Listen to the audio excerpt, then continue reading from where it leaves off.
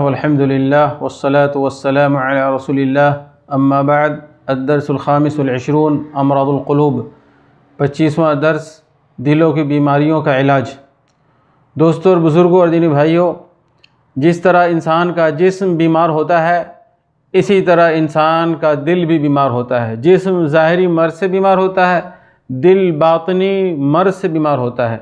لہٰذا جس طرح ہم جسم کا علاج کرتے ہیں اور علاج کراتے ہیں، اسی طرح دل کا بھی علاج کرنا چاہیے اور علاج کرانا چاہیے۔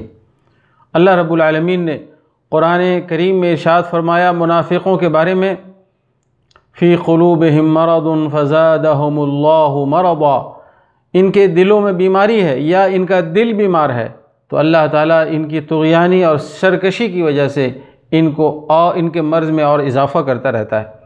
لہٰذا میرے بھائی، ہمیں چاہیے کہ اپنے دل کی حفاظت کریں۔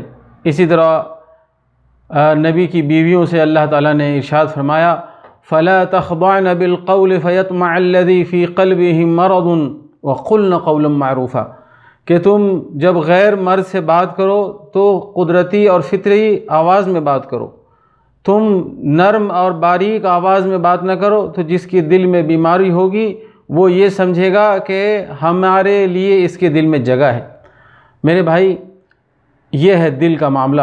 پیارے حبیب جناب محمد رسول اللہ صلی اللہ علیہ وسلم نے فرمایا ان اللہ لا ينظر الى صورکم واموالکم ولکن ينظر الى قلوبکم واعمالکم، اللہ تعالیٰ تمہاری شکل و صورت کو نہیں دیکھتا، تم خوبصورت ہو یا غریب اور مالدار ہو، اللہ تعالیٰ تمہارے دل کی طرف دیکھتا ہے اور تمہارے اعمال کو دیکھتا ہے۔ میرے بھائی، اسی لیے ہم اپنے دل اور اعمال کی حفاظت کریں۔ نعمان بن بشیر رضی اللہ عنہ کی روایت ہے کہ نبی اکرم صلی اللہ علیہ وسلم نے فرمایا الا وان فی الجسد مضغہ اذا صلحت صلح الجسد کلہ واذا فسدت فسد الجسد کلہ الا وہی القلب، کہ دل میں ایک گوشت کا لوتھڑا ہے، ایک ٹکڑا ہے، اگر وہ صحت مند ہے تو سارا جسم صحت مند ہے، اور وہ بیمار ہے تو سارا جسم بیمار ہے، اور وہ لوتھڑا کیا ہے؟ وہ دل ہے۔ میرے بھائی، یہ دل کیا ہے؟ یہ دل بادشاہ ہے تمام جسم کا۔ جس طرح ملک کا بادشاہ اگر دیندار ہو تو سارے ملک کے لوگ دیندار ہونے شروع ہو جاتے ہیں، اور ملک کا بادشاہ بے دین ہو تو ملک میں بے دینی پھیل جاتی ہے۔ اسی طرح دل صحت مند ہو تو سارا جسم صحت مند ہو جاتا ہے۔ یہ دل بادشاہ ہے اور باقی اعضاء اس کے فوجی ہیں، اس کے اہلکار ہیں۔ لہٰذا ہمیں دل کی اصلاح کر لینی چاہیے۔ میرے بھائی، حرام کاموں سے بچنا ہے اور واجبات کو ادا کرنا ہے، بری باتوں سے بچنا ہے، اچھے باتوں کو کرنا ہے، یہ ہے دل کے اصلاح کا فائدہ۔ اللہ رب العالمین نے فرمایا یوم لا ينفع مال ولا بنون الا من اتى اللہ بقلب سلیم، قیامت کے دن نہ مال فائدہ دے گا نہ اولاد فائدہ پہنچائے گی، مگر وہ شخص فائدے میں ہوگا جو اللہ تعالیٰ کے پاس توحید والا دل لے کر کے آئے، اللہ کی محبت سے معمور دل لے کر کے آئے، نبی صلی اللہ علیہ وسلم کی اطاعت سے معمور دل لے کر کے آئے گا۔ پیارے حبیب صلی اللہ علیہ وسلم اسی لیے دعا فرمایا کرتے تھے اسألک قلبا سلیما، اے اللہ تعالیٰ ہمیں صحت مند دل عطا فرما۔ لہٰذا ہمیں صحت مند دل اللہ تعالیٰ سے مانگنا چاہیے، ہمیں دعا کرنا چاہیے۔ اور دل کی 3 قسمیں ہیں میرے بھائی، ابن قیم رحمۃ اللہ علیہ نے بیان فرمایا ہے۔ پہلی قسم یہ ہے کہ صحت مند دل، صحت مند جسم ہو، اچھی طرح چلتا ہے، پھرتا ہے، کام کرتا ہے۔ صحت مند دل ہو تو وہ اللہ کی مرضی کے مطابق زندگی گزارتا ہے، اللہ تعالیٰ کے حقوق کو ادا کرتا ہے، بندوں کے حقوق کو ادا کرتا ہے، دین کا کام کرتا ہے، حرام عمل سے محفوظ رہتا ہے، حرام غذا نہیں کھاتا۔ دوسرا دل مرا ہوا دل ہے، عکس ہے، اسے کوئی پرواہ نہیں ہوتی، اور یہ کافر کا دل ہے، غفلت والا دل ہے۔ اسے محسوس ہی نہیں ہوتا کہ اچھا کام کون سا ہے، برا کام کون سا ہے، توحید کیا ہے، شرک کیا ہے، سنت کیا ہے، بدعت کیا ہے، یہ مر چکا ہے۔ اللہ رب العالمین نے ایسے لوگوں کے لیے جہنم تیار کیا ہے۔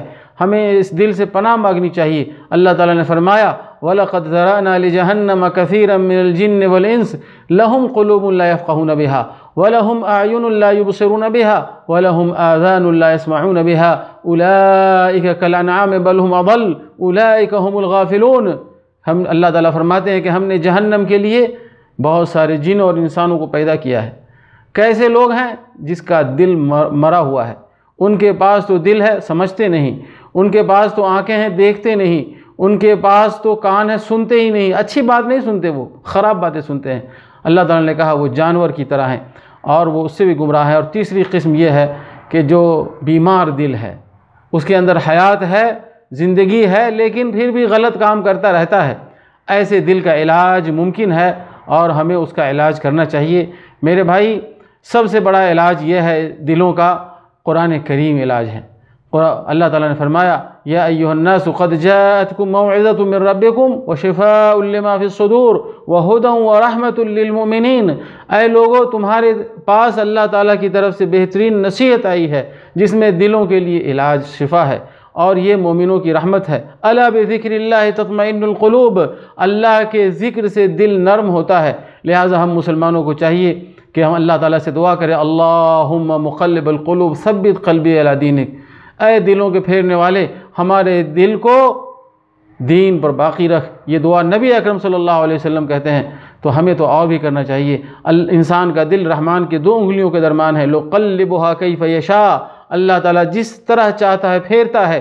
لہٰذا ہمیں اللہ تعالیٰ سے دعا کرنی چاہیے کہ اے دلوں کے پھیرنے والے ہمارے دل کو اسلام پر باقی رکھ اور ہمارے دل کو شفا دے، قرآن کے ذریعے، ذکر کے ذریعے، نیک کاموں کے ذریعے۔ وصلی اللہ تعالی علی نبینا محمد وعلی آلہ وصحبہ وسلم۔